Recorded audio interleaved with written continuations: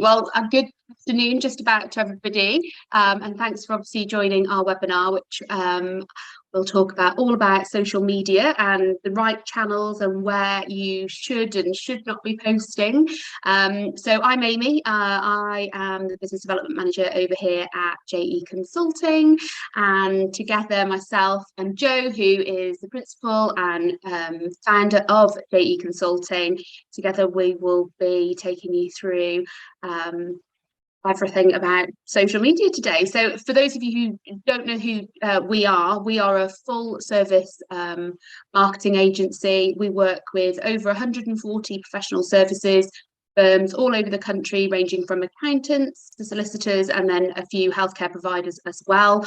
And we do everything from social, website design and build to PPC, everything.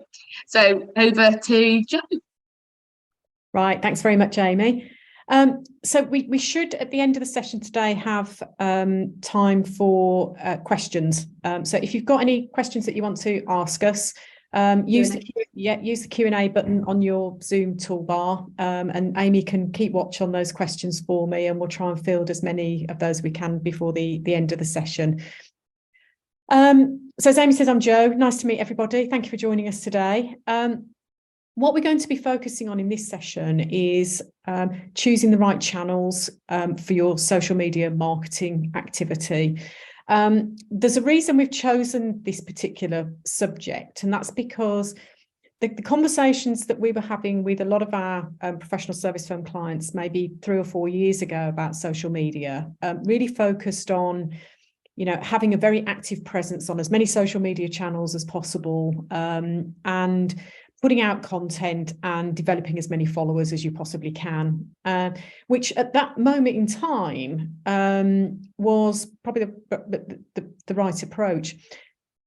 As time's moved on, things have changed rapidly, and we have to be very careful now that time and energy that you spend developing your social media presence is actually time well spent on the right channels that reach the right audience for the objectives that you have for your firm. And this is where strategy and developing a good social media strategy really becomes important. So I guess what I'm saying is time doesn't stand still, and neither does the growth of social media. The number of users across various platforms continues to change, and we'll go and have a look at how that's changed over the last kind of 18 months. Generational use of social media also changes, and we'll have a look at how that's changed. And also the market share of users between the various sites shifts massively. And whilst we've seen a number of sites that have really grown over the last couple of years, some of them have fallen into a bit of decline, and that's another reason for saying review your social media strategy on a regular basis, because should you be spending time on a channel that is in active decline? The stalwarts are still there. Facebook, Instagram, LinkedIn all continue to see really strong growth. There are new platforms on the scene that you might want to consider as part of your strategy, but again, it comes down to demographics, and we'll take a good look at those in a bit more detail. So let's get started, and demographics is probably a good place to start in all of this.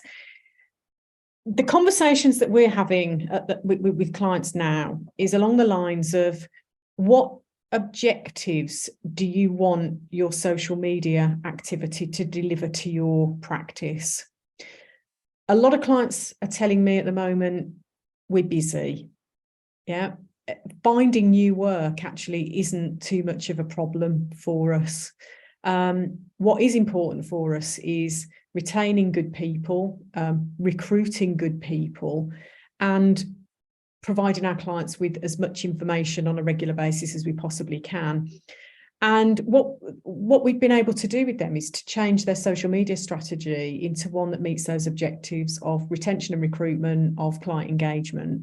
We've got other clients that have wanted to develop more of a niche focus with their marketing, and have said to me, what we really want our social media to deliver for us is a better drive into this particular industry sector. So that could be fast-growing tech businesses, or we want to develop our charity offering, or we want to develop our offering into the agriculture sector, and we need to look at how we use social media to do that.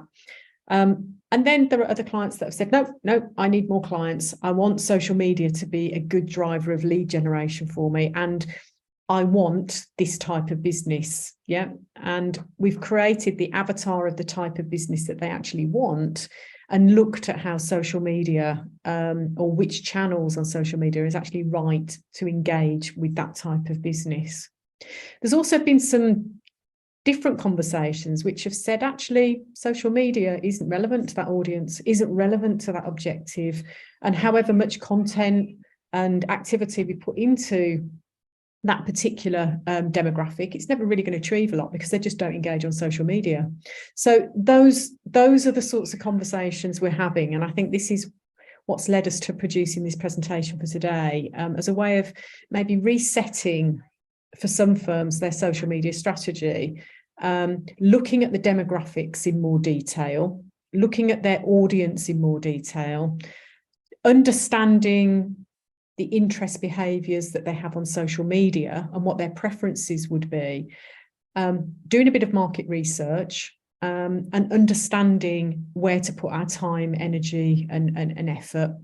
And just to kind of elaborate on this a little bit, when you talk about demographics, this is maybe a good place to start, is by looking at social media use by generation. So this is the age demographic, effectively. Yeah. So just a reminder for those who want some clarity on what are the age demographics. We're known as boomers, Gen X, millennials, or Gen Z. Yeah. Apparently what follows Gen Z are the alphas. Yeah. But we don't want to deal with boss babies at the moment. Let's just focus on those that are actually working. Yeah. So boomers born between 58 and 63. Making up, I guess, that community now who are looking to exit their businesses, are in retirement already. And so the services that you offer to boomers is very different to the millennials. The Gen Xers born between 64 and 82, yeah, might be at the peak of running their businesses, or could be, if they're at the front end of that, looking to develop their exit strategy over the next 5 to 10 years. And then you've got the millennials, born between 83 and 96, the new business leaders of the day, probably very tech savvy, have grown up with the internet, have grown up with social media, followed closely by Gen Z, who are typically at the moment, I guess, the people that we are employing. I know that over 60% of the employees at JE Consulting are Generation Z. Yeah. So you've got to take that into account when you're looking at putting your social media strategy together. And interestingly, since Q1 of 22, boomers are the only generation who've seen an increase in time spent on social media, which I thought was really interesting. Yeah. When you dive a bit deeper into that, then you kind of understand why, because they've had to A, catch up, and B, boomers have time, capacity and energy to want to get involved in lots of different things. Yeah. And they're now using social media as a way of A, finding out that information, but B, using social media as a platform to get involved. Just sort of expanding on that a little bit, there is much more detailed market research about how the different generations actually use social media. And I was having a look at this as part of our market research into some strategies recently, and it's really interesting how the different generations actually use the social media channels. For example, when you look at who's using social media to keep in touch with friends and family, the biggest sector doing that is Generation X. Yeah, so those born between 64 and 82 are using the platforms more proactively than anybody else for friend and family contact. Yeah. When you look at filling up spare time, Yeah, that is without question Generation Z. Yeah, glued to their phones, never out of their sight. It's like having the right arm removed if you take it off them. Yeah, their spare time is spent looking at their phone. When it's comes back to things like reading news stories, yeah, then this is where Gen X and the boomers are using social media, yeah, as a way of finding out news content. Finding products to purchase and celebrities and influencers, again, comes back to the millennials and Generation Z. Influencer marketing is hugely important to them. It goes right down when you look at Generation X and boomers. And updates, content from when they say favorite brands, their favorite brands can be their professional advisors. Yeah. Again, it's a pretty even split across all generations. Yeah. So if they're engaged with a brand, whether they're a client or interested in that brand, they're using social media for updates. So I thought it was quite interesting market research and understanding the generational aspects of how social media is being used. But this actually is really important when you look at what social media channels you want to engage on as a practice, because you could probably identify from your business clients how many of them are Generation X, how many are boomers, how many are millennials, and understand from the age differences what channels are best to spend your time on and what type of content you need to be putting out there. When you're looking at recruitment, yeah, it's then looking at the channels that attract Generation Z and the millennials. Okay, so let's dive a little bit deeper. So these are numbers of people who are either subscribing to or engaged on platforms. What surprised me from these statistics on here is that Facebook is still the big daddy of social media platforms. It has the biggest number of users worldwide, and continues to grow. Yeah. And the reason I say that's interesting and surprises me is that I often hear, oh, the kids are not on Facebook anymore. Yeah. They've gone over to Snapchat, they've gone over to TikTok. And I think that's true to a large extent, but many are still engaging with their favorite brands on Facebook and still using Facebook as a way of sharing content. You can see on here there are some platforms that are in active decline. We're having lots of conversation with clients at the moment about should we continue spending time and energy on Twitter? You know, is it a platform that we will see in the future? I think if you want to engage with journalists or the news sphere, it probably is still an important channel for your business. We've got lots of clients coming off Twitter because it's just not creating or meeting any of the objectives that we're setting.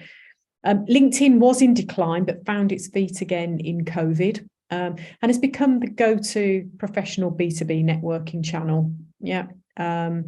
So, you know, you bear that in mind when you look at that channel, and then you see, you know, Pinterest has grown, but Instagram, again, is the big daddy of that pictorial content.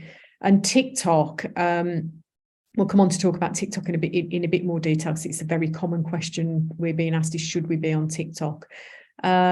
You know, those figures, you know, up 311 million in 2020. I think that TikTok figure is probably closer to 2 billion now, maybe even larger. So it's rivaling Facebook now in terms of its size of users.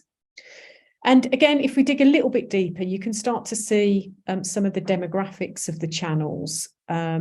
So you look at, I'll just take a few snippets here, but 41% of all Facebook users are aged 45 and older. So that backs up the bit about the kids leaving Facebook. But what a great channel for your tax services, for your business startup services, if you've got wealth planning as part of your portfolio offering. Instagram, yeah, let's say massive global climb, but you look at, you know, what's the demographic on Instagram? So the 25 to 34-year-olds are the biggest active group on Instagram. And then again, onto the other channels. So LinkedIn, you can start to see on LinkedIn, especially when you look at income breakdown, that generally the demographic earning over £100,000 a year in the UK have an active LinkedIn profile. Yeah. You can start to see that TikTok, has that kind of teenage, early 20s reach, and still does at the moment. I think that's changing, but at the moment it still very much sits in that sphere. And understanding those demographics starts to align the channels then with your core objectives in terms of your social media activity. So this is my view. Facebook gives us very broad reach. It gives us a very diverse audience, and it's a sharing platform. So look at how you use Facebook if part of your objective is to create shared content. LinkedIn, as we've already said, has developed into a professional networking, a place for thought leadership, a place to engage in a B2B connective environment. Twitter, as I say, news. Yeah, if part of your remit is marketing within your practice is to engage with journalists and create PR brand awareness, stay on Twitter. If it's not, then I would question whether you need to use Twitter at all within your practice. Instagram, fantastic, but you've got to think about content, because this is all about visual storytelling. It's all about brand aesthetics. It's all about developing communities. YouTube, fantastic, but can you deliver the good video content? It's very much a how-to platform. You know, most searches that start on YouTube start with the words "how do I" or "how to." Yeah, so it's seen as a great search engine for video content, for education and tutorials. Yeah, and I'll give you an example. If you wanted to bring YouTube into your social media marketing as a legal firm, you might want, how to start the divorce process, how to buy and sell a house, how to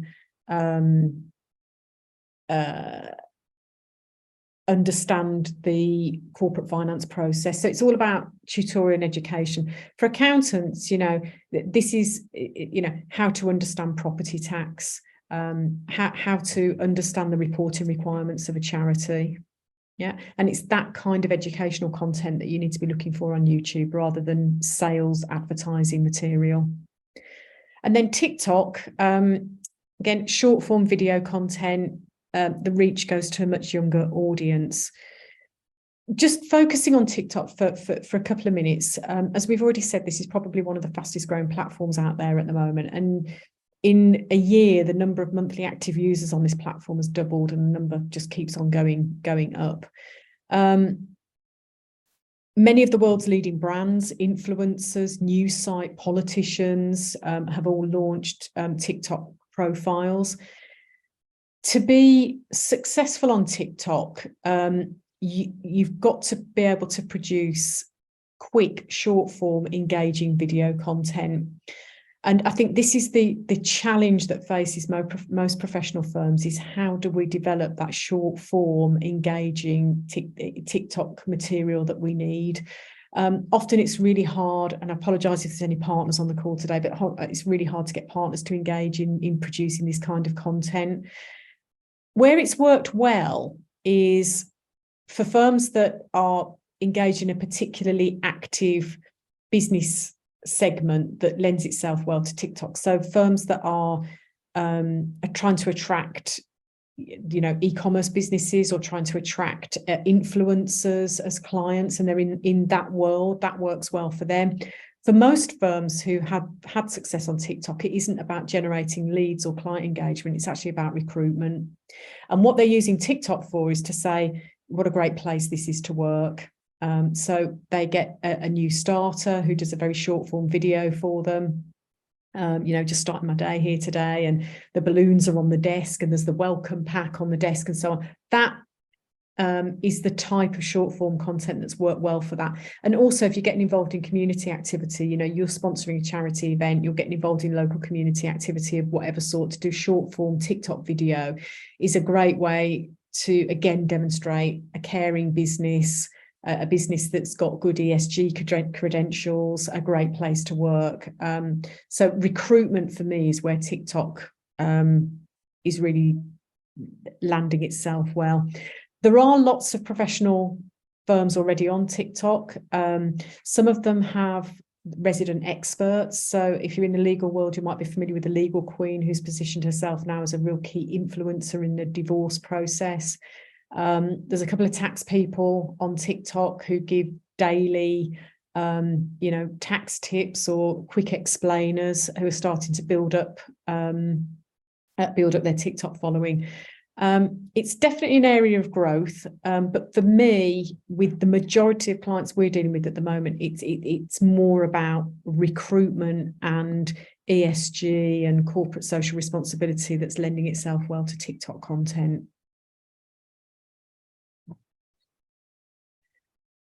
Okay, so when you're looking at getting into the nitty-gritty of channel evaluation, what you've got to think about here are these key points.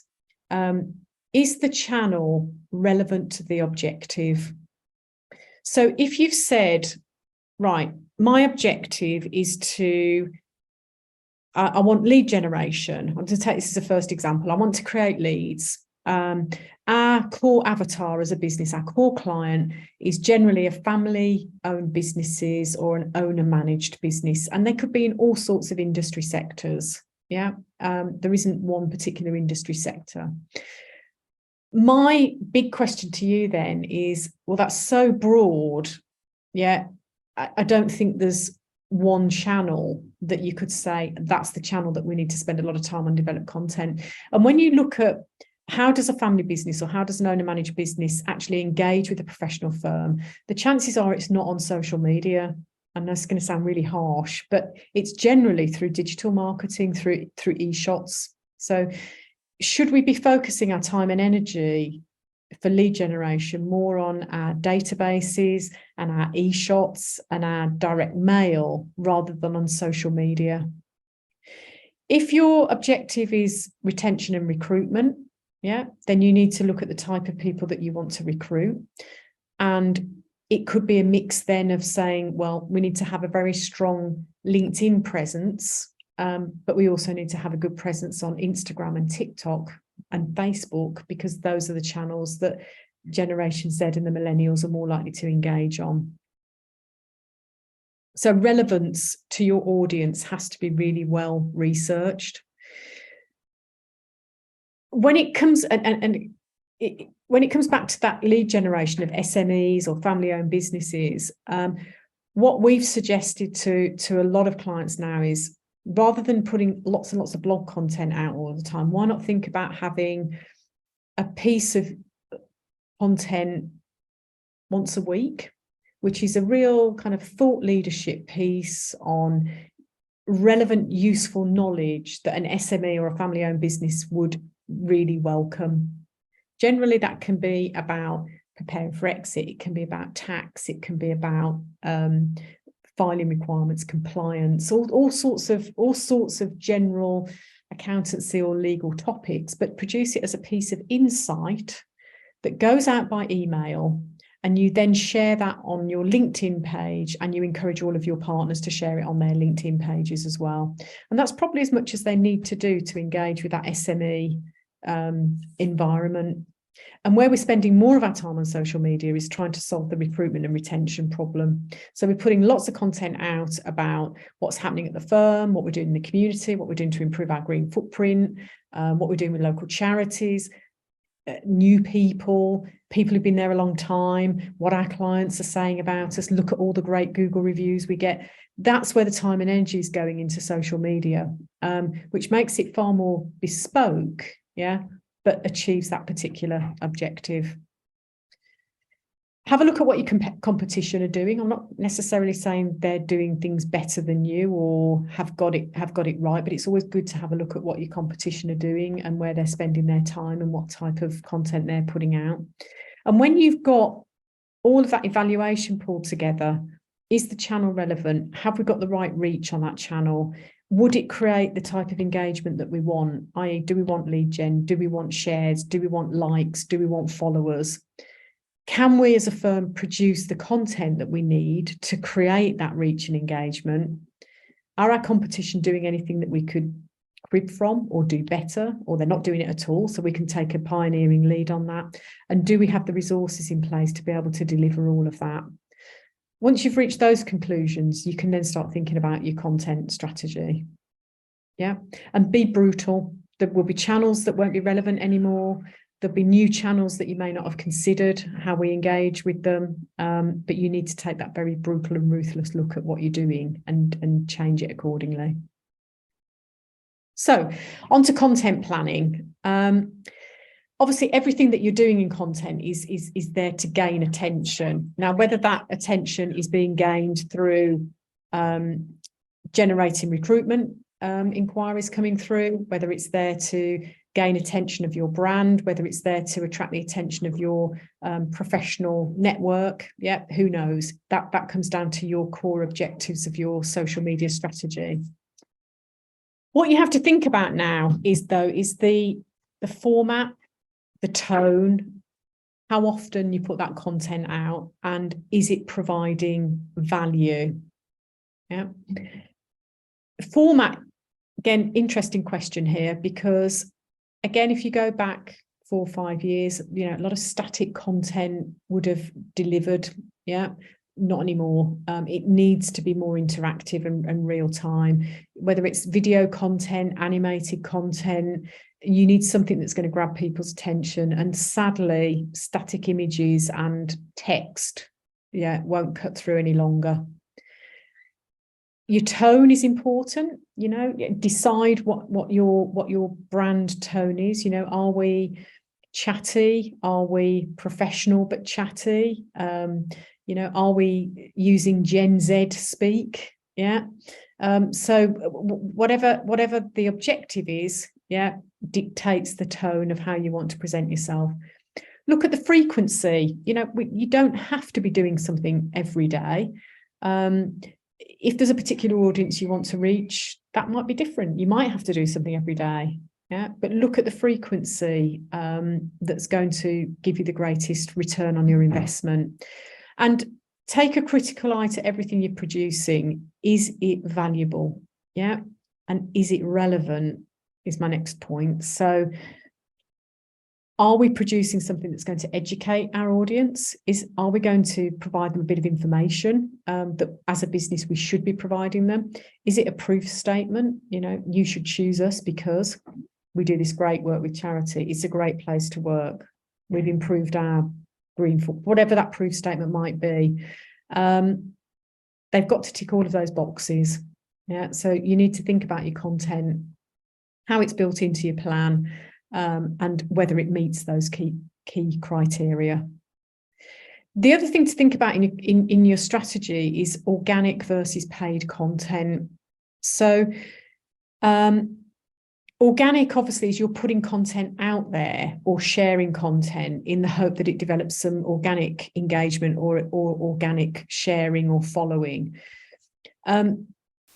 I would always now consider bringing paid advertising into your social media strategy. And the reason I would suggest that is that it can achieve your objectives more quickly. So boosting your content is one way of using paid advertising, or you could actually develop a complete advertising strategy.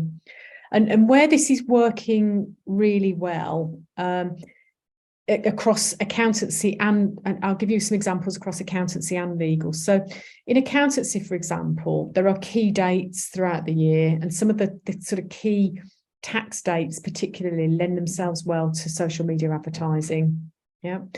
So as you head into the self-assessment season, Facebook advertising is a great tool if you want to generate more personal tax clients. You've got the right audience on Facebook, you've got the right age group, you've got lots and lots of people that have probably got assets, property. Yeah, so it's a good point to say, let's use some Facebook advertising, but do it at key points in the year. Legal, actually, with paid content is a lot easier because you can granulate data on all of the social media channels to the extent that your advertising for house conveyancing or divorce can actually hit people at the time that they're actually thinking about it. So the granularity of cookie data on all of the social media platforms now allows you to be really clever about who you target your ads at and at what time. Yeah. So on all the channels, whether it's LinkedIn, Facebook, Instagram, TikTok, you've got these advertising options open to you. And I would suggest that you look at it for advertising and for boosting the content that you're producing. And again, just by way of example here, there's some market research here on where targeted social ads resonate the most. And again, this is split down by age generation, but you can start to see here where targeted paid ads have the better reach across the age demographics. We're recording this webinar, by the way, so if you're trying to scribble these things down, don't worry, you'll get a recording and you'll be able to see these stats on there. But you can start to see that, you know, actually LinkedIn is a good place for us to hone in on Generation X, for example, or Facebook is a good place for us to look at targeted ads to millennials and Generation X. Yeah. And again, this is all part of your market research when you're evaluating those channels. So think about organic and paid. What you've also got to think about is measuring engagement and tracking performance. And you'll have different measurement requirements for different types of content. So measurement engagement could be, we want an inquiry. There you go. There's one measure of engagement. A second could be, we want to improve the number of followers that we have. We want to improve the number of shares, likes and comments that we get on our posts. And that could be developing a wider professional network on LinkedIn, for example. So constant measuring and tracking the performance of your social media strategy is vital, especially if you're bringing in paid advertising as well, because obviously you want to see a good return on your spend there.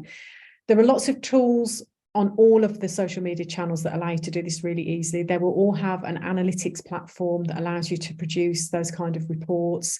And you can start to see through good cookie data tracking whether you're actually getting the engagement and the ROI that you want. The final thing, and probably the most difficult thing, is producing your content calendar. So I'll give you an example. Now, you might need to zoom in on your screen a little bit, but again, we can always provide this as an example. But this is just for an accountancy firm. I'll just pick this as an example. What we do with the content calendar is to say, okay, well, what are we going to plan out for Q2 of the year? I've used that as an example. So we're looking at April, May, June. We try to break content down into quarterly themes. So, for example, you might say, well, my theme of the quarter, is I want to focus on tax. We've got capacity in tax, so we want to have a real focus on that. And our theme is all about keeping more of what you earn. And what we're going to produce in that quarter is some blog content. We're going to post it on these platforms. Your calendar can keep track of the date you posted it and the measurement of the tracking and engagement objectives that you're setting. You might want to say that we want to profile the service experts that we have at the firm who are our tax specialists. We want to produce a tax planning checklist and actually run a webinar around that. We're going to produce a nice infographic to go on our chosen social media channels.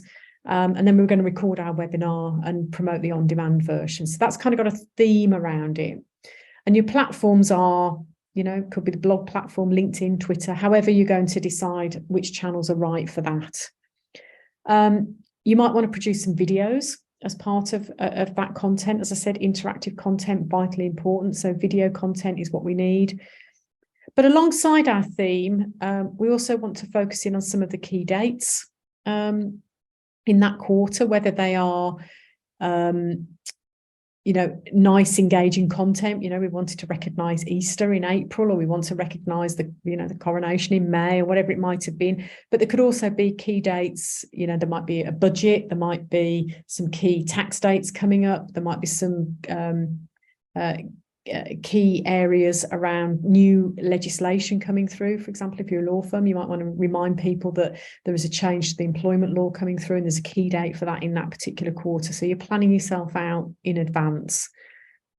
And then, of course, keep it into your content calendar, things like, office news, promotions, new people joining, vacancies we have available at the moment, what a great place this is to work in terms of our charity engagement, and so on. We've got clients that want a did you know tip of the month, a promotion on a particular app, for example. And then lots of recruitment posts, if that's part of your core objective. What vacancies do we have? And then link that to all of the content that you've got around recruitment.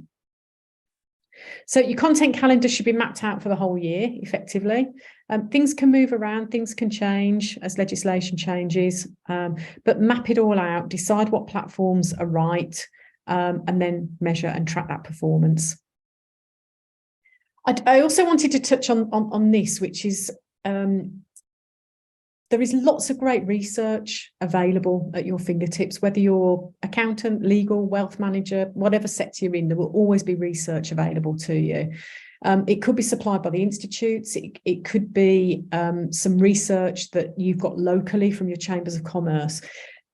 I would try and get my hands on that research wherever possible and repurpose that content. So if, for example, you've got a niche sector in agriculture or charities, all of the professional bodies that support those niche organisations will produce research at various times of the year. There are snippets of that research that you can take and repurpose for yourself. And you could create from that social media posts. You could create a webinar, thought leadership webinar around that content. You might want to create your own PDF kind of commentary around that, produce a video, maybe even do some paid advertising. If that research isn't readily available for whatever reason, you can create your own.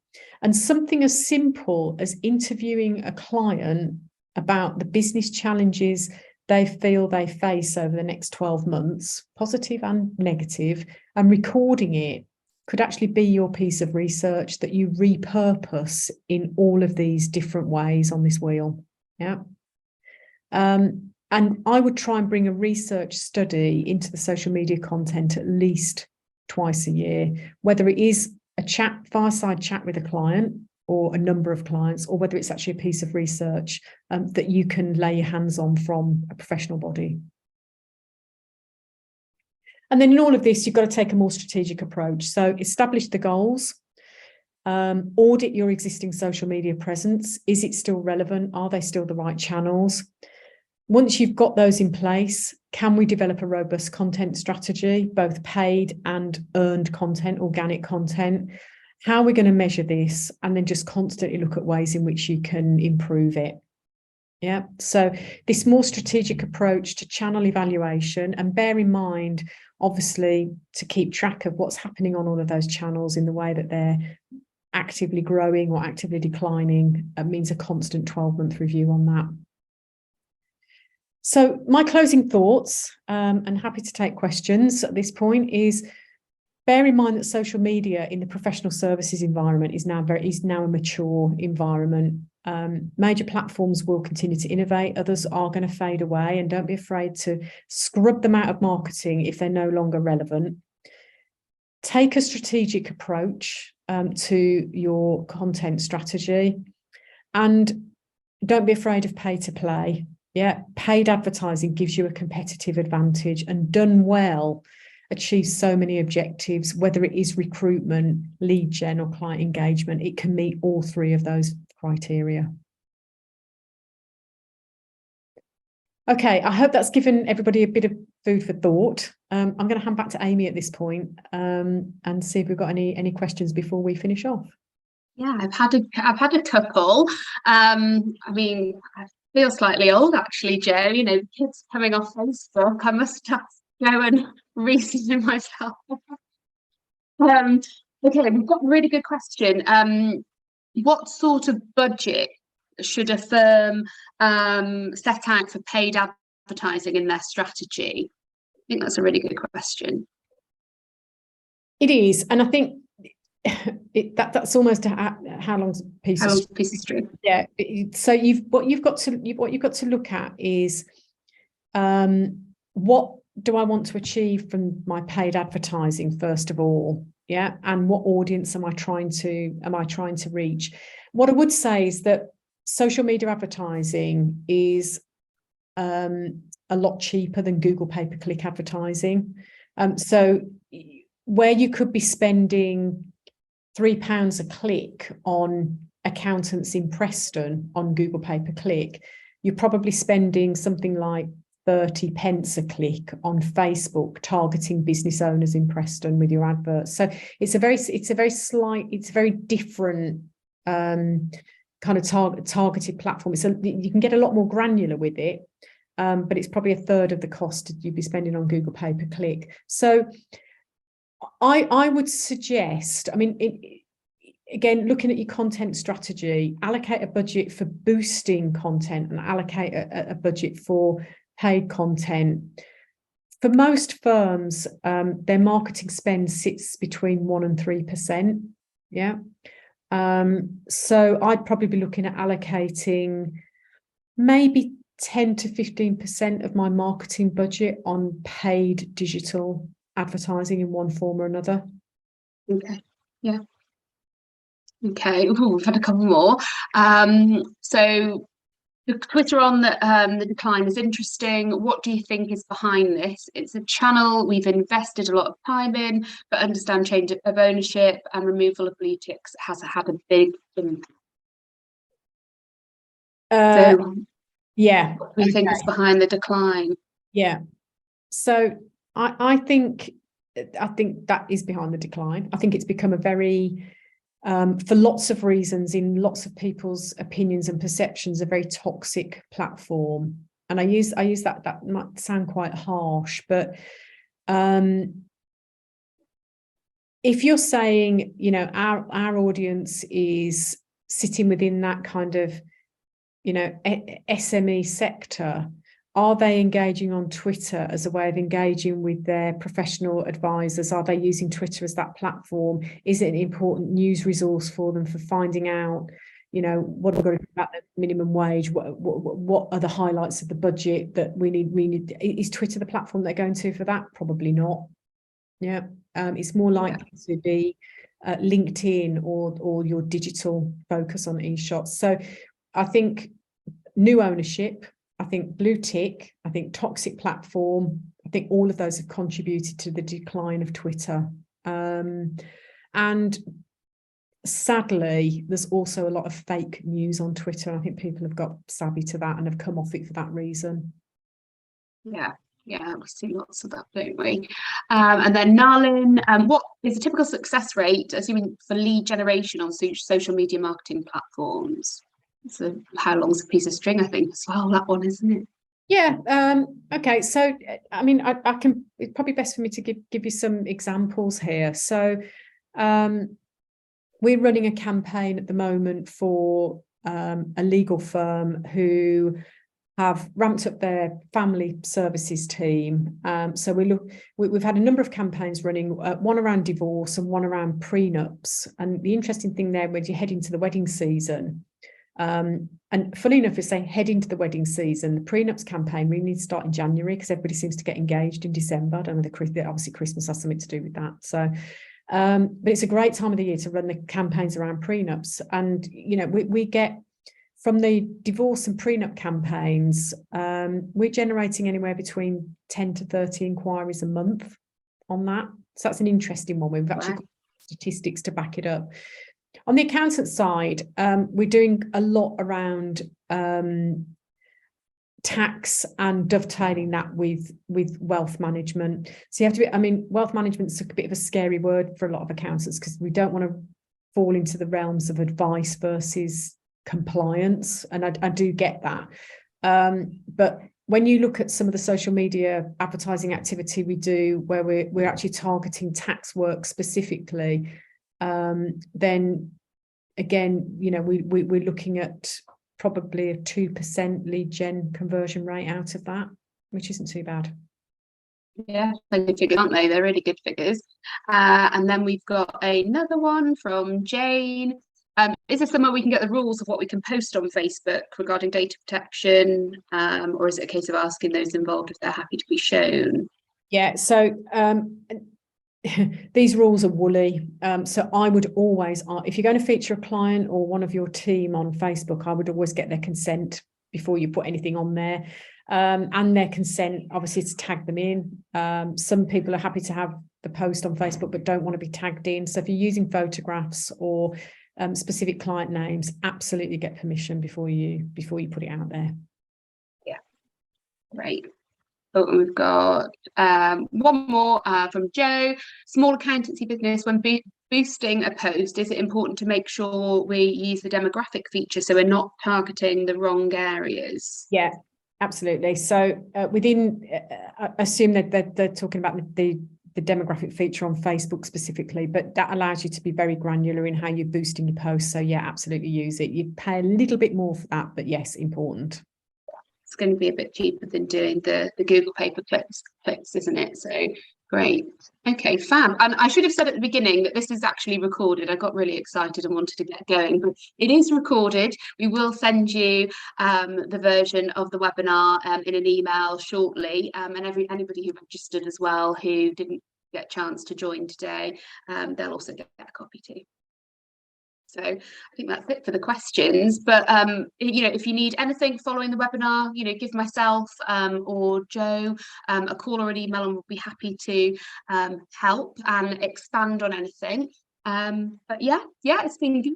I've learned a lot myself, and I talk about this all day, every day with you, Joe. So hopefully everybody's you know, got some really key takeaways to go and implement. Okay, thank you very much for your time, everybody, today, and thanks, Amy, for hosting. Yeah, I look forward to speaking to you soon. Bye.